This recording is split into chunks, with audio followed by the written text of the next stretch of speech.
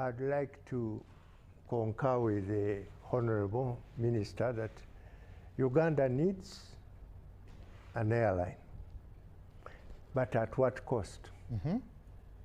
Yeah.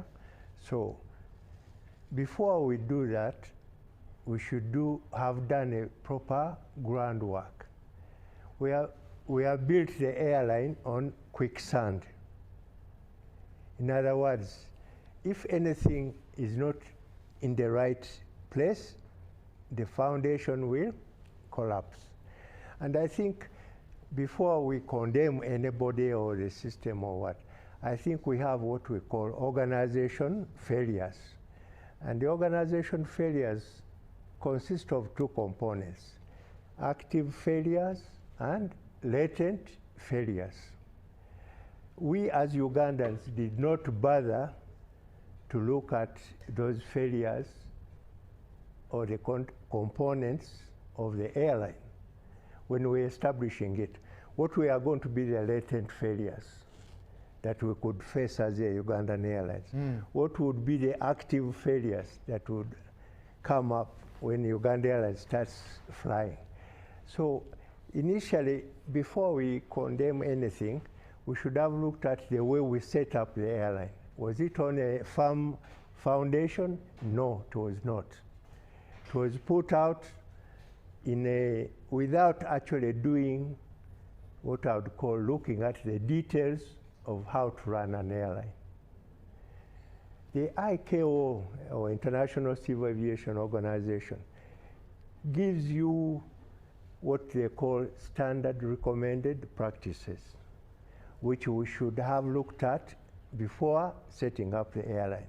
Can we meet those recommended practices? The main subject now, which is going on in the aviation industry, is competence-based management. Have we looked at the competence of our managers, pilots, cabin crew, commercial people, our stations? And we are looking at the overall picture. What has our embassy done with our airline? Has it promoted it? Have they put up posters in our embassies? Have they contacted the major? The minister here was talking about tourism. Have we talked to the biggest tourist companies that operate, Thompsons and all these people, to see how we can encourage Uganda Airlines to, first of all, to bring in tourism? What about freight? What is our main freight component? What do we export as Ugandans? We export perishables. Yeah? Vegetables, fish. That is the main freight component of Ugandan airline exports. Have we encouraged, has our foreign embassies put up these prices where we say, okay, Uganda produces coffee, they produce cocoa, they produce avocados, we produce Nile perch, all this. How are we going to be able to export it to other countries where we are going? Yes? Captain Jack, you mentioned the foundations. And yes. At some point, someone was mentioning the foundation plate of Uganda Airlines. Mm-hmm.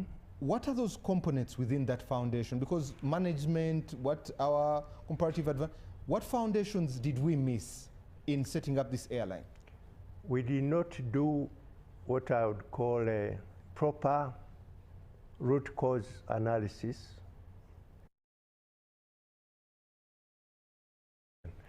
We are changing from a non-airline environment to an airline environment. What items did we look at in detail? Do we have enough personnel, qualified personnel, to run this airline? Do we have enough funds to run an airline for some time? Because there's no airline which starts making a profit. And I'm afraid to say, I think the president was told a lie that the airline would make profit within 3 years. It's impossible. Because the first year alone, you'd have what we call the standing charges, costs would be more than what the airline can ever produce. You have to pay for the aircraft, maintenance, training of people, setting up systems which are needed to run the proper airline, and all that costs money. But did people look at it and say, okay, our standing cost for this 3 years period is this much? Nobody actually did. Yeah? Nobody. They just assumed the cost will be there, the government can pay. It's not the way we work. We should be paying attention to details of things. In the airline, it's very important to look at the details of what you do. Because say a pilot ignores the fact that the runway is wet and he comes in running at a high speed, most likely he's going to overrun the runway. He didn't look at the details. What about the airline should be taken as what I would say, neurosurgeon would look at somebody. You have to pay attention to all the small details that are involved in running an airline. And I was talking to my friend there from National Planning Authority that they did not play their part in the setting up of the airline. Because first of all, they didn't tell us, they don't have data to tell us we have so many pilots, so many flight engineers, so many ground engineers, so many freight guys, so many tourism kind of people. So the airline now started at zero. Whereas we could have gone to the National Planning Authority and asked them, guys, where are our qualified Ugandans? Say for avionics engineers for the aircraft.